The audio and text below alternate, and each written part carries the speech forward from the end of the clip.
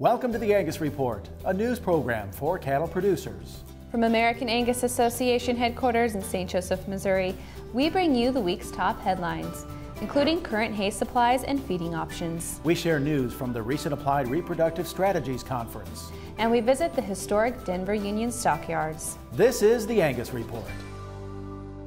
Hello, I'm Bob Cervera. And I'm Crystal Albers. Our top news this week. If you're a cattleman, you've likely felt the sting of higher hay prices this year, but what's in store for next year? Experts say hay prices will be influenced by three supply factors: yield, acreage, and unsold hay stockpiles. All three will determine whether higher hay prices will decrease or become the norm. Realistically, I'm expecting about a 20% loss in our hay supplies from a year ago. We've had people looking for hay much earlier than they ever have before. A year ago, we could have seen dry hay at $80 a ton for average quality. This year, we're seeing $150 a ton. And one of the things that we're recommending is looking at all types of forages. Maybe it's an annual forage crop if we have dry weather that's going to offset some of the hay that they've lost. So working with their suppliers early on, I think, can provide people an opportunity to maybe find some more economical hay. Reproduction is imperative to profitability on the ranch, and this month's Applied Reproductive Strategies and Beef Cattle Conference in Sioux Falls, South Dakota, shared strategies to help producers profit from improved reproduction. Some things that we use to help improve our reproduction are different synchronization protocols. We do things like try to actually maintain the body condition of our heifers at a little more minimal level. We try to keep our heifers gaining at about 2 pounds per day, because it tends that when the heifers get a little too overconditioned up until breeding time, they have a harder time cycling. So that's another practice that we do, and just through the genetic selection we're able to improve our reproduction. Keep track of your records and start looking at retaining ownership if you buy good seed stock, and do a synchronized program. Any of these programs, just like this symposium that they got going on down here right now, you go home, you learn, if you learn one thing when you go out of these, and start utilizing that, and go to another one and keep utilizing it.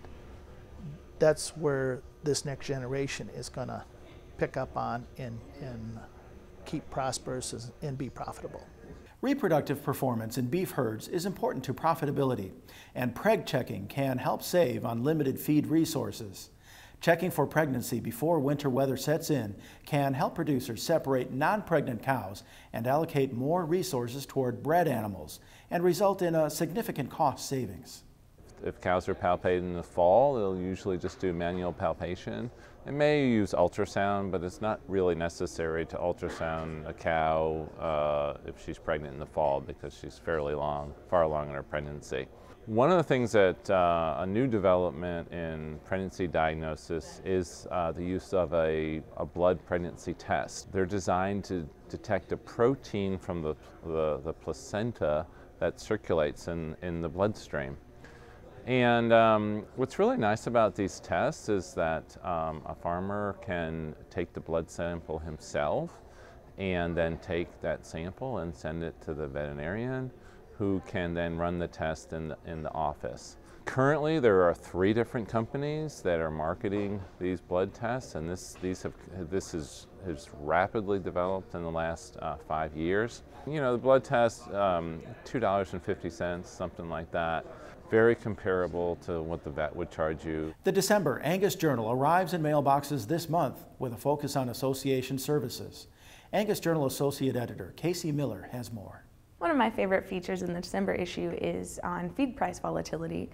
Kind of gives some management tips of how to plan ahead, what resources to look into about what's going to affect feed prices in your area. The December issue's theme is association services, so we've got several features on that. Also about the year-end report of the association. It hits the mailbox, or hits online about 10 days before it hits the mailboxes.